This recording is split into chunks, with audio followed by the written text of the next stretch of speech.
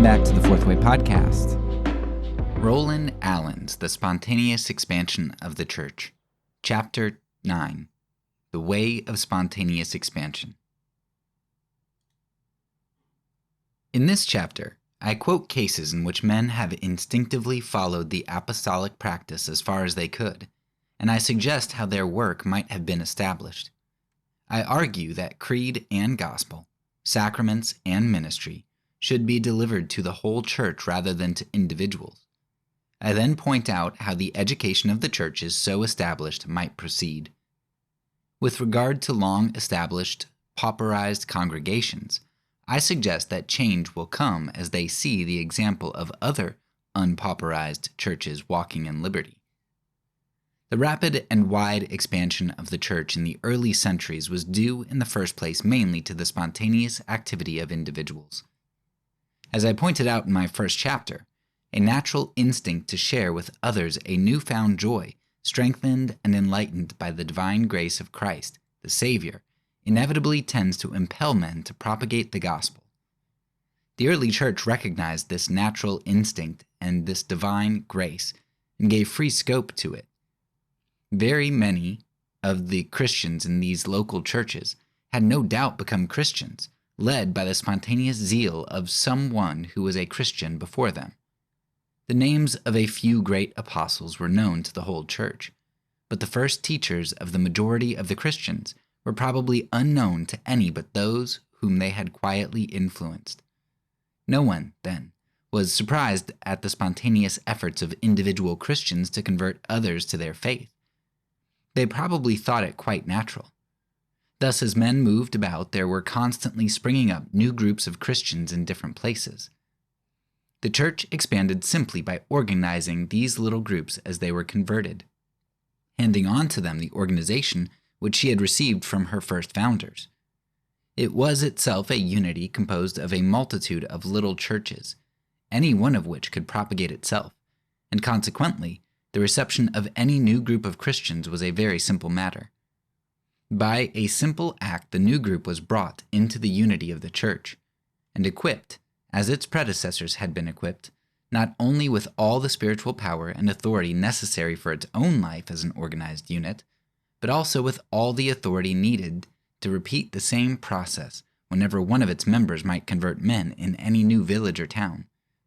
Thus, the result of the spontaneous labor of any individual Christian were naturally and easily consolidated and established within the unity of the church. This spontaneous activity of the individual, rooted as it is in a universal instinct and in a grace of the Holy Spirit given to all Christians, is not peculiar to any one age or race. We are familiar with it today.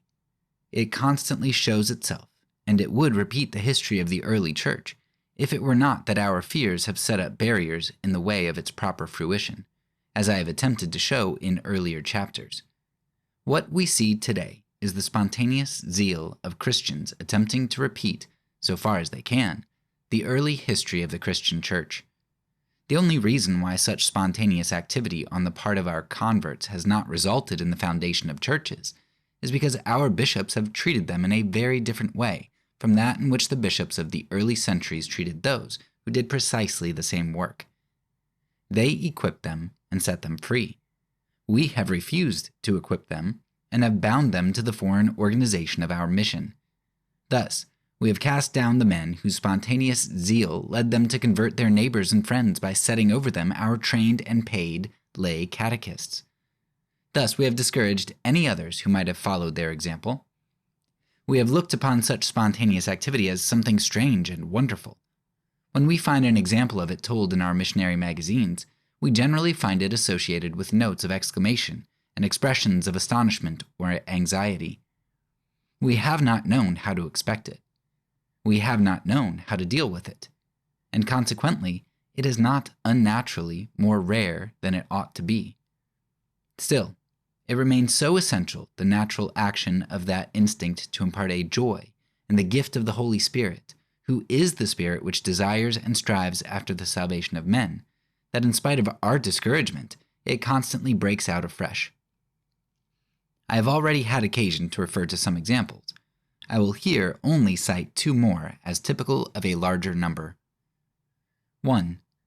An African priest in charge of the mission at Tarqua on the Gold Coast gives the following account of one of his experiences.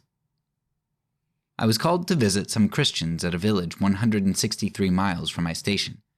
When I arrived, I met about 100 converts waiting for baptism.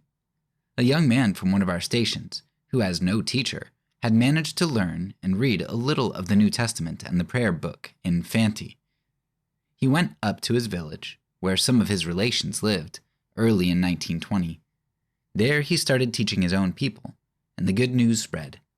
They built a little church, and for a year he labored hard, teaching them as much as he could every morning before they went to their farms, and in the evening before they retired to rest.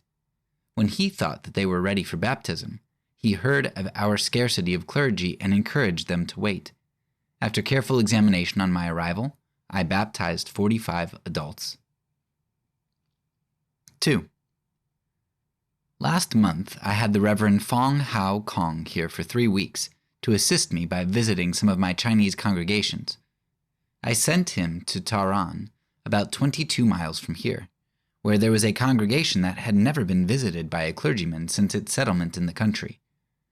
I had received an invitation to go to them, but I thought it better to send Mr. Fong, as I have no knowledge of Chinese. He found a congregation of over 40 Christians who had come from China nearly 10 years ago and settled as gardeners. They had elected as their teacher and reader one of their party, a man named Chang Shu Chung.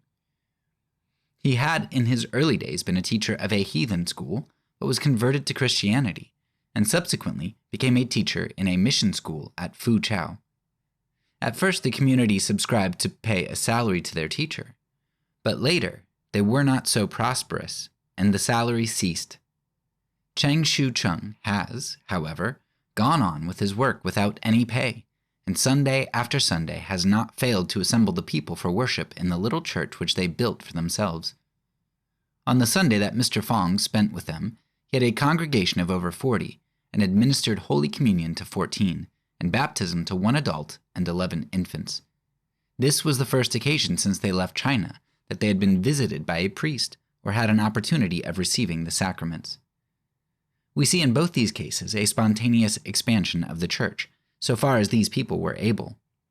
We see what might have been churches founded without any assistance or direction from the foreign missionaries.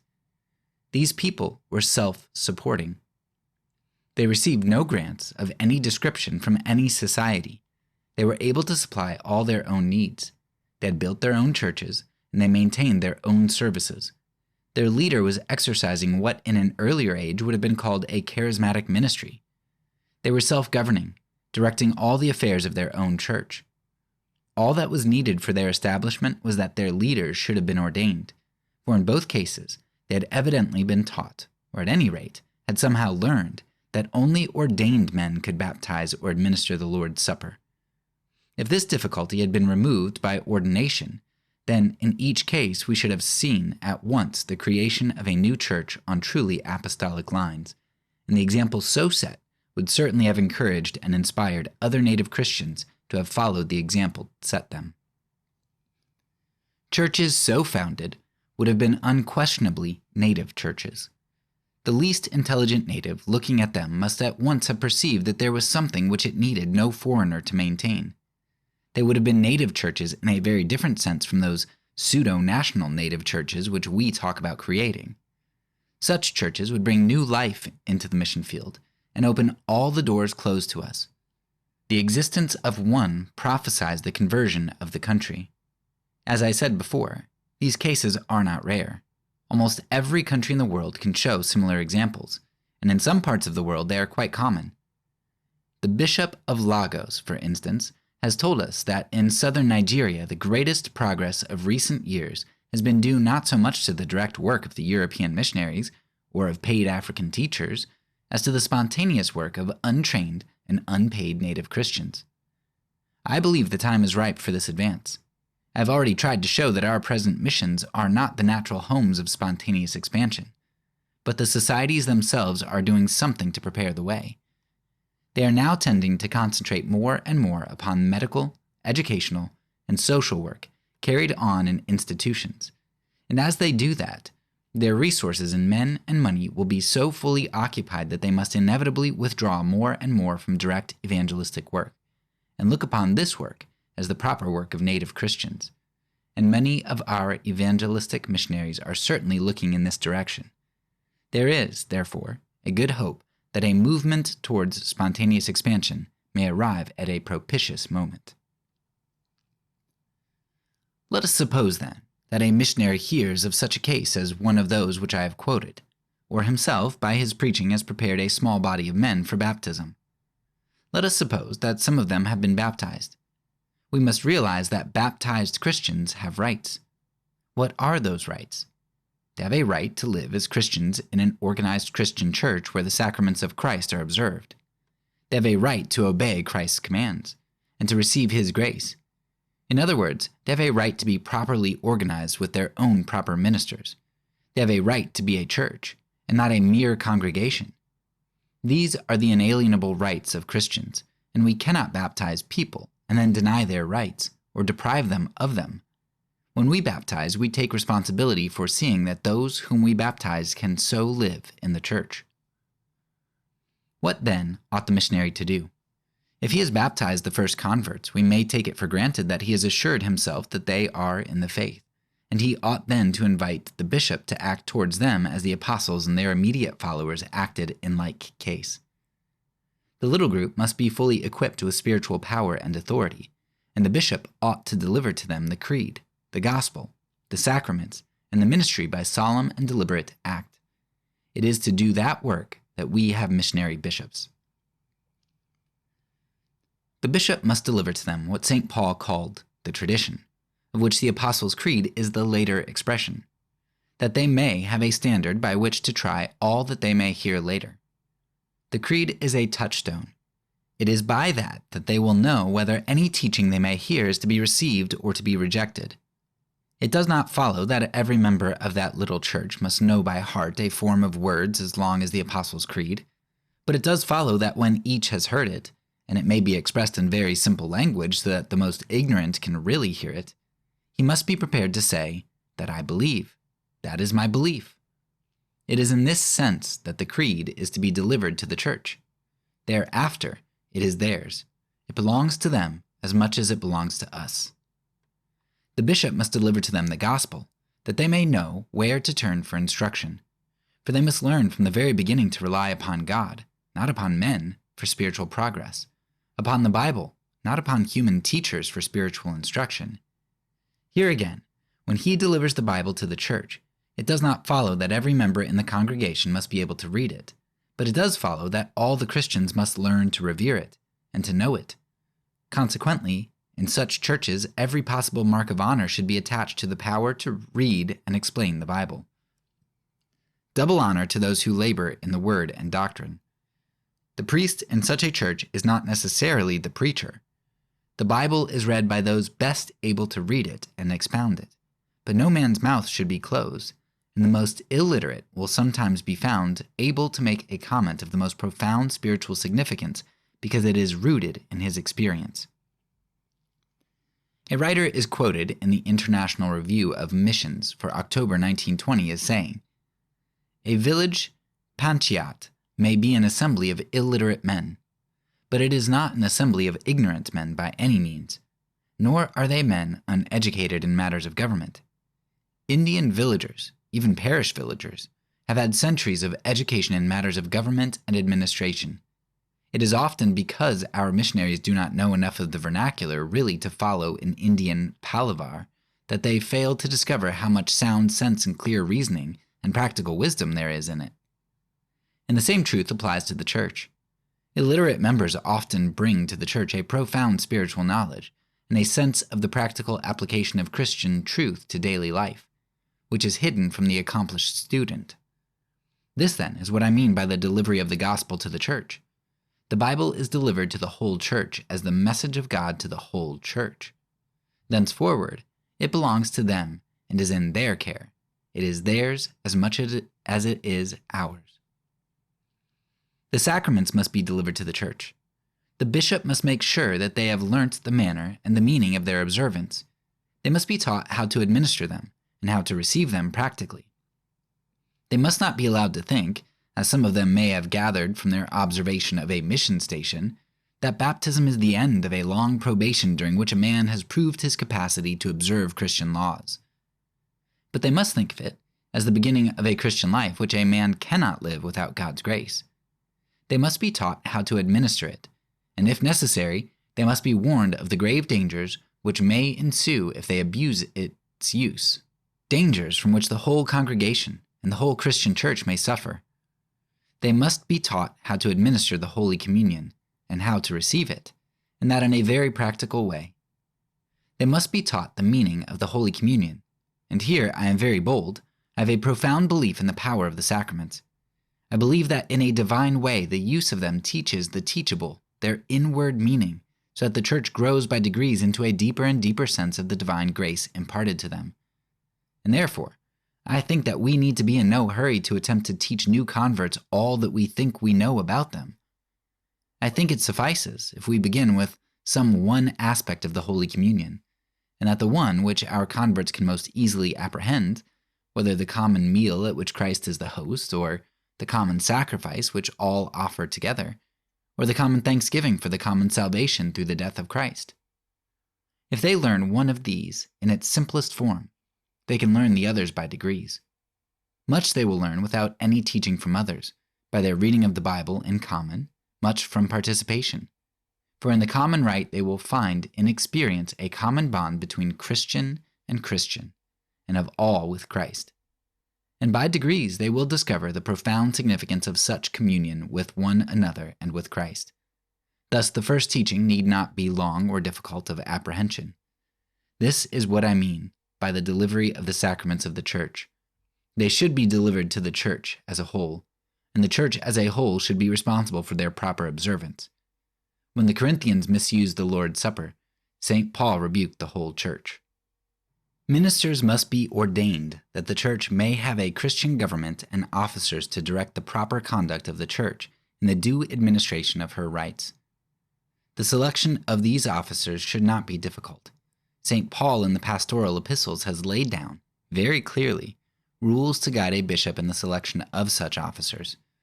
They were to be, he said, men of good moral character, free from the besetting vices of their people, men of experience and weight, men held in the highest respect by the members of the Church and their heathen neighbors, men who knew the tradition and could uphold it, men who could maintain order by their moral superiority. In fact, the men whom any decent society would naturally choose for its leaders. To these men must be delivered the authority to administer the sacraments and to guide and govern the Church in its religious services and its daily social life. No question of pay should be raised or considered. St. Paul did not raise it. We need not. But here again, it is the Church as a whole which receives officers, not officers which receive a church. Ministers should be given to a church, not a church to a minister. And the Church as a whole should be responsible for the good conduct of its officers, just as the officers are responsible for the good conduct of the Church. When a member of the Church at Corinth committed a moral offense, St. Paul did not rebuke the elders of the Church only, he rebuked the Church as a whole. A church thus constituted is a real church in the apostolic sense of the word. There is one other point which I think the bishop should impress upon the Church if he is seeking for spontaneous expansion. It is not that he should exhort them to take the gospel to their neighbors, but that he should tell them what to do when they have made converts in their neighborhood too remote to be intimately attached to their own body, or in case people from neighboring villages came to them to learn the Christian faith. He should tell them first to make sure that the new converts are really converts to the faith of Christ, and understand the use of the creed, the gospels, the sacraments, and the ministry, and then to send word to the bishop. Having done this, the missionary and the bishop should leave that newly constituted church to find out for itself what being a church means in daily practice, to find out that it can do things as a church. When I say that he must leave such a church to find out for itself what a church is, I do not mean that he should neglect it, for he ought to take thought for its education. We must learn the distinction between leaving Christians to learn what they can only learn for themselves and abandoning them. It is a distinction which we find it hard to make. It is a lesson which we find it hard to learn. The moment anyone suggests leaving new converts to find out for themselves by their experience without the guidance of a foreign missionary how to manage the simple affairs of a simple village, instantly the father, mother, elder brother, directing, spirit of the energetic missionary rises in revolt and cries, "You cannot abandon them so early to their own devices. To leave newborn churches to learn by experience is apostolic. To abandon them is not apostolic. To watch over them is apostolic. To be always nursing them is not apostolic. To guide their education is apostolic. To provide it for them is not apostolic. The missionary and the bishop must watch over their education." Instantly we perceive that the education of which we are speaking is something very different from what is commonly called missionary education. Missionary education, commonly so called, is a thing of schools and colleges, and for the few. The education of which we are now speaking is the education of the church, and embraces the whole Christian community. The education of which we are speaking is education in the church, of the church, and by the church. It is essentially religious education, not in the sense in which we talk of religious education in schools, where religious education means instruction in the subject matter of the religion, given by a teacher for an hour in a day, which is devoted mainly to secular education, but in a very different sense. This is an education in the management and direction of the Christian church as a body, and of the family as a Christian family. The religious life is the one subject, and there is no other. The one thing to be learned is how to live the Christian life in that state and social order in which the Christians find themselves. It is an education which Europeans cannot conduct, because few, if any Europeans, can ever really understand the position of new converts from heathenism. They cannot look at the position from the inside, and it can only be the fruit of an internal growth. But if they cannot conduct it, they can watch over it, and they can assist it, as well as retard it. The education of the church is rather to be compared to the education of an infant in the use of its faculties, than to the education of a boy in Latin grammar.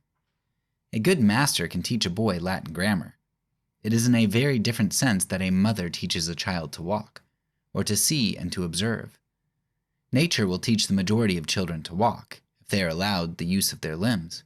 So the church learns the use of its faculties if it is allowed the use of its faculties. The man, then, who would guide such a church, as I have described, and assist its education, must obviously get out of the way to give it room, because if he stays, or if he leaves someone from outside in charge, it will plainly not have room to move. But he must watch over it, and warn it by instruction when it is in danger of going seriously astray, or falling heavily. The exact point at which such warning is necessary is a question of the most intimate delicacy, and it can only be solved by the instinct and insight of the educator with a watchful eye. It is impossible for anyone else to judge or to lay down any rule beforehand. This practical education of the church I have put first, because it is the most important and the most fundamental education. The church must learn to use its faculties, and it can only do that by using them. In doing this, it will by itself both reveal and train the leaders of the future. By exercising government in the small body, the real leaders of the church learn to govern and direct the church composed of many such little churches. By teaching in the small body, they learn to instruct a church composed of many such churches. By active evangelistic work in their own neighborhood, they learn to lead a mission in a whole province. I said that the education was wholly religious.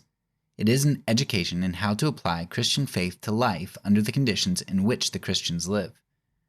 That is the one thing which matters, and that cannot be learnt in a school, but only in the world of life. Nevertheless, there are certain aids which do materially assist the student of that art. I said that the one thing needful was to learn to apply the Christian faith to life, and obviously, to that end, the study of the Bible is all important. When I spoke of the church, I took it for granted that at least one member of the congregation could read the Bible, and that there was a Bible, or at least a gospel, in their language. That is not perhaps absolutely necessary, for the tradition might be handed down orally, and a church might make immense progress, though all its members were illiterate. Nevertheless, it is obvious that knowledge of the Bible is of great importance. Generally speaking, it is true that most of those earnest Christians who have spontaneously taught their friends and neighbors have received some instruction, have learned to read, and can therefore teach someone else to read. But if we suppose an absolutely illiterate community, we should all agree that a man watchful of the education of the churches would desire that they should be able to have a Bible read to them, and would take steps to secure this as far as he could. There are two ways in which that can be done. For I exclude, of course, the sending of a paid missions teacher to live in the place and to do for the church everything that it ought to do for itself. The church can either invite someone who is able to read to teach a few of its own members to read, or it can send one or two of its members, or some of its members can go of their own free motion, to learn this art elsewhere. Neither of these courses is difficult, provided that the Christians have learned what is the place of the Bible in the church. If they have learned to pay it due honor, they will respect and admire those who have knowledge of it, and out of it can show them larger and truer conceptions of Christian doctrine. There is no need to insist upon this. Muslims travel from Nigeria to Cairo to learn that Quran. Men universally respect the man who possesses in larger measure than they do themselves knowledge of a subject which they feel to be of vital importance, and no one need have any anxiety that this rule will not apply. From the point of view of spontaneous expansion, we have no need to think of secular education, as we call it, at all, nor to make any provision for it. It is quite certain that men who learn to read religiously for a strictly religious purpose would certainly in some cases begin to desire and to win for themselves and their children further education in what we call secular subjects. If there were no mission schools, they would still do it. By using government schools, if there were any such, and if there were none, they would in time create schools for themselves. Given an opportunity at all, it is quite certain that intellectual enlightenment would increase in a church which has the home of religious teaching. And such enlightenment, beginning in spiritual illumination, would be well founded, and the church would remain always a fountain of enlightenment. The whole church would grow together in enlightenment, as each member brought in a new contribution, and each generation made some advance. To us, progress might seem slow, but all true educationalists know well the importance of slow growth for solid progress, even in the education of the individual.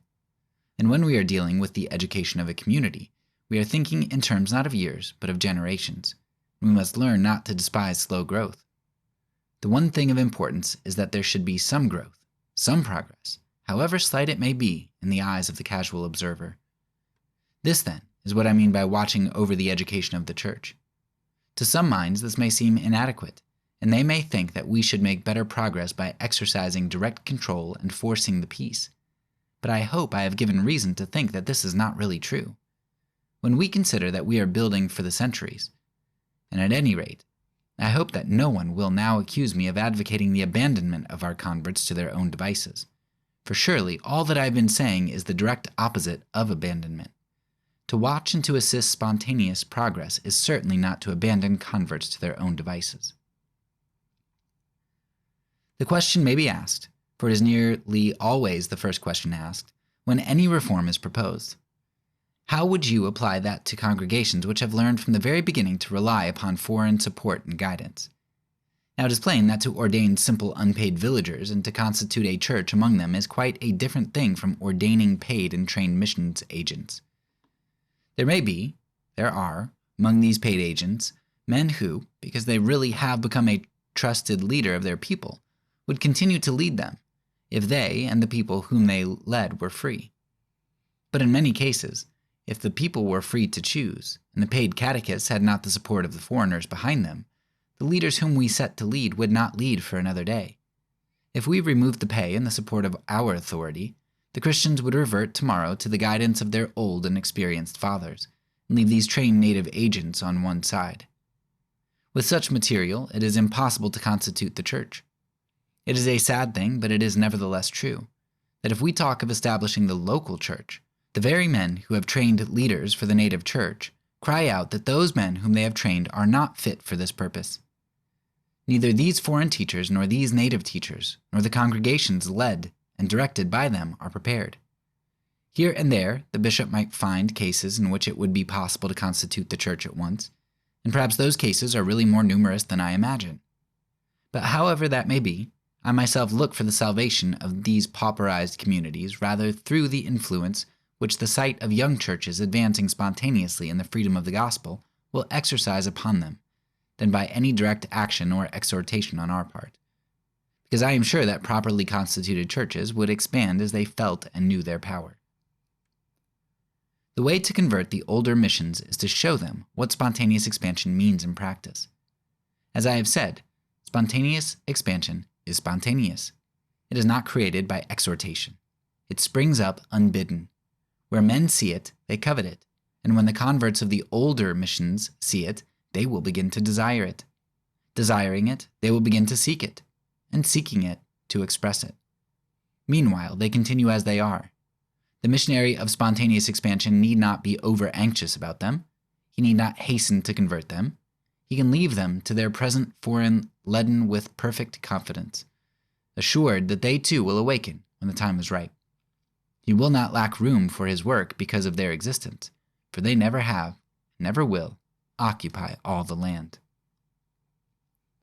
But someone may say, the expansion of the early church was, according to your own statement, due in large measure to the fact that in the early church bishops were consecrated for the new churches who could in their turn consecrate others for any new churches which might spring up in their neighborhood. But you asked for no more than the ordination of priests in the village churches, and they could not ordain priests for churches which might spring up in their neighborhood. If you want to return to the practice of the early church, why do you not have the courage of your opinions and ask that bishops should be again consecrated for the village and town churches, so that they might be able to propagate their like? If you did that, you would be consistent, and the native spontaneous expansion which you desire would become possible. But by your hesitation, that you establish indeed village churches, yet you leave those churches unequipped to propagate themselves unless they can obtain the assistance of a bishop who is probably a foreigner. What answer can I give to that? I am indeed sure that to consecrate native village bishops is the true way of expansion.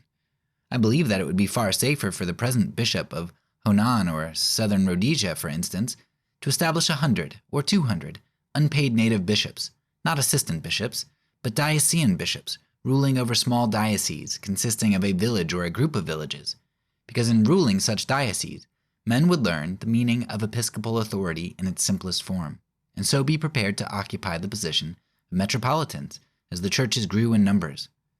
But if, as Father Kelly said, the idea of a strictly local ministry, unprofessional, untrained, and unpaid, seems to be inconceivable, much more does the idea of a local episcopate, unprofessional, untrained, and unpaid, seem inconceivable. It is possible that a bishop might be found to ordain local, unpaid presbyters. That bishops should be found to consecrate local, unpaid bishops seems incredible. I may deplore it, but so it is. To ordain only presbyters for the local churches would not be the best, nor the wisest, nor the safest course, but it would be something. It would be a move in the right direction, and it would, I believe, prepare the way for a native episcopate. The spontaneous expansion of the church, reduced to its elements, is a very simple thing. It asks for no elaborate organization, no large finances, no great numbers of paid missionaries. In its beginning, it may be the work of one man, and that a man neither learned in the things of this world, nor rich in the wealth of this world. The organization of a little church on the apostolic model is also extremely simple, and the most illiterate converts can use it, and the poorest are sufficiently wealthy to maintain it. Only as it grows and spreads through large provinces and countries do any complex questions arise, and they arise only as a church composed of many little churches is able to produce leaders prepared to handle them by experience, learned in the smaller things. There's no need at the beginning to talk of preparing leaders to face great national issues. By the time the issues have become great and complex, the leaders of the little churches of today will have learned their lesson, as they cannot possibly be taught it beforehand. No one, then, who feels within himself the call of Christ to embark on such a path as this need say, I am too ignorant, I am too inexperienced, I have too little influence, or I have not sufficient resources, The first apostles of Christ were, in the eyes of the world, unlearned and ignorant men. It was not until the church had endured a persecution and had grown largely in numbers that Christ called a learned man to be his apostle. The missionaries who spread the gospel and established the church throughout the lands round the Mediterranean are not known to us as men of great learning or ability. Most of them are not known by name at all. Only when the church had been established and had spread widely did Christ call the great doctors whose names are familiar to us by their writings, or by their great powers of organization and government. What is necessary is faith. What is needed is the kind of faith which, uniting a man to Christ, sets him on fire. Such a man can believe that others, finding Christ, will be set on fire also. Such a man can see that there is no need of money to fill a continent with the knowledge of Christ. Such a man can see that all that is required to consolidate and establish that expansion is the simple application of the simple organization of the church. It is to men who know the faith, who see that vision, that I appeal. Let them judge what I have written.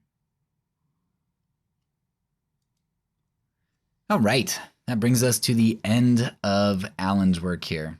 Now, if you made it all this way, you're probably Anglican, and if you're not, congratulations, because there is definitely a lot of dead time in here to an extent, boring time, maybe you'd say, because using maybe more archaic examples, from 100 years ago, 150 years ago that don't apply to us as much, or that seem a little bit more foreign to us, or specific to maybe the history of the Anglican Church. Okay, I totally get that. But the application for Christians in particular is just, it's very profound. And especially, like I said, earlier, several times throughout this season, is coming on the heels of Bernard Eller's work about the complexity of the church, the institutionalization, and in our season on simplicity in general, which is where this work is placed. And if you noticed, if you have a chance to follow the link and go read this, you just scroll to the very last page. Look at the very last page. It's like half a page long. It's like 3 paragraphs. And how many times does he say simple and simplicity and all that in just the last couple of paragraphs? A bunch, quite a lot. Because a lot of this, a lot of the stuff that Alan identifies as being problematic with how we're doing things, it centers around complexity, right? Or complexification, as we discussed in our early on in our simplicity season. It's this tendency we have when we desire control, power, when we have fears, right? Fears of losing control, fears of losing power, all that tends to produce complexity, right? Think about all the things that are complex in our lives. The washing machine example is what I used in the season. But washing machine is actually, it makes your life very simple when it's working well, but it's extremely complex. It only takes one small part to go out, and you've got some big problems in terms of not being able to do laundry, which is a big problem for us today, right? That would be a big first world problem. It'd be something that you'd probably feel like you needed to resolve within the week, if not sooner. But what does that do? The washing machine gives us control over our lives in a huge way. I don't have to walk down to the river to wash my clothes. I don't have to be smelly. I don't have to be unhygienic, right? I don't have to risk diseases and things because I don't wash my clothes. I don't have to spend 5 hours a day with a washboard washing my clothes by hand. There's a lot that the washing machine allows us to do because of its complexity. It gives me so much more control over my life and how I spend my time. And it also gives me, in some ways then, it gives me more power, because time is money and money is power. With the time that I save, I'm able to do a whole lot more and exercise more dominion over the world in some ways. Now, that doesn't mean that technology or complexity is inherently problematic, but we are a people who who are not satisfied with the amount of control we have now. Most of the time, humans are seeking more and more and more control. And so we need prophetic voices like Alan who call us to simplify where we can and when we can. Right? There's a huge importance to simplifying things. Now, Eller is very much into the dialectic approach. And so he will argue for simplicity, but then he's like, well, but wait, right? And he lists all these simplicity movements that really aren't good at heart, right? A lot of ways that we do seek to simplify things that really are just fads and other sorts of things that are complex in their own ways or misguided. So we don't simplify for the sake of simplification, but complexity harbors a lot of problems. So in this final chapter, Alan is going to just take a look at some specific ways that he would recommend guiding a church if somebody was a missionary. And really it's let the church be the church, right? Let people do their thing. So if Jesus is the way, the truth, and the life, and if he loves people and people love him and become passionate about him, which if the product's good, they're going to want it, right? And if the price is right, they're going to want it. So if they recognize their sin and their need for Jesus and the fact that God loves them and all that other stuff, okay, they're going to be passionate about him. They're going to make some mistakes, but kind of with Alan's analogy, you got to let the child walk in order to walk, because if you don't let him walk on his own legs, he's never going to learn to walk. He's going to crawl his whole life. So let the church be the church and just provide them with a little bit of scaffolding so that if they err too much, like if a child starts to walk and wobble and he's not sure on his feet and he's walking towards the edge of something steep or walking towards a road, okay, then you stop him, right? But a lot of what Alan argues is just let them go and provide the sacraments and things for them. If they're really the church and these things like baptism and communion and all that are really graces and mercies of God, and they're really substantive in some way, whatever way you think that is, then why are we making things so complex and like only if some bishop from, who can trace his apostolic lineage all the way back to St. Paul comes, and only then can they have the bread administered to them. And that's something I've sort of had problems with my church about. Like I get a lot of churches. I wouldn't just say conservative evangelical. I don't know how the Catholics would treat it, or Orthodox. But there's a whole big thing about like apostolic succession. Like only certain people who are ordained and whatnot can administer communion. And I just like I would like to know, number one, because my church is very big about like inerrancy and all that other stuff. And it's like, well, it's sola scriptura, right? It has to come from the Bible. And like, where does that come from in the Bible that like only the pastors can administer communion? And so I really struggle with certain ideas. Like tradition is very important. I think that we should look at the Bible and church tradition. But at the same time, just because you can find something in 300 AD that the early church is doing doesn't mean that they were right about it. And even if they were generally right about something, are they right about it in all situations, or are there not any context-dependent things? So there's a lot that I could talk about there. I know I've mentioned communion before, and the Eucharist, and the vision that we get of it in, I think, Corinthians, where it sure looks like they're hanging out and having meals together with the rich and the poor, and they're eating and communing, versus like walking up front and getting a bread and feeling bad about yourself for a little bit and repenting so that you can eat the bread and drink the wine.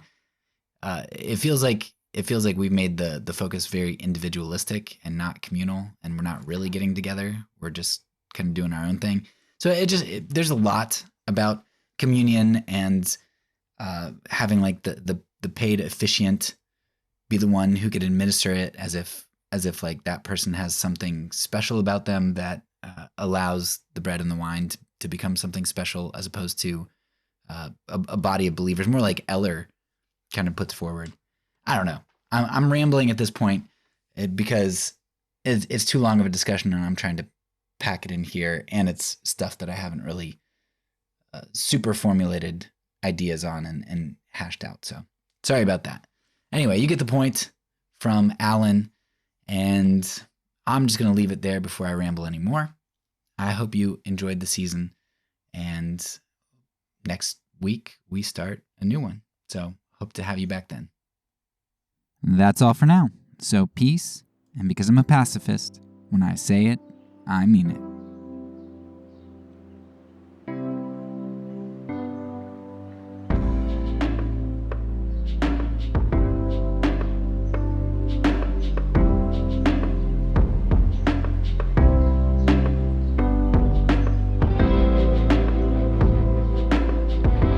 This podcast is a part of the Kingdom Outpost Network.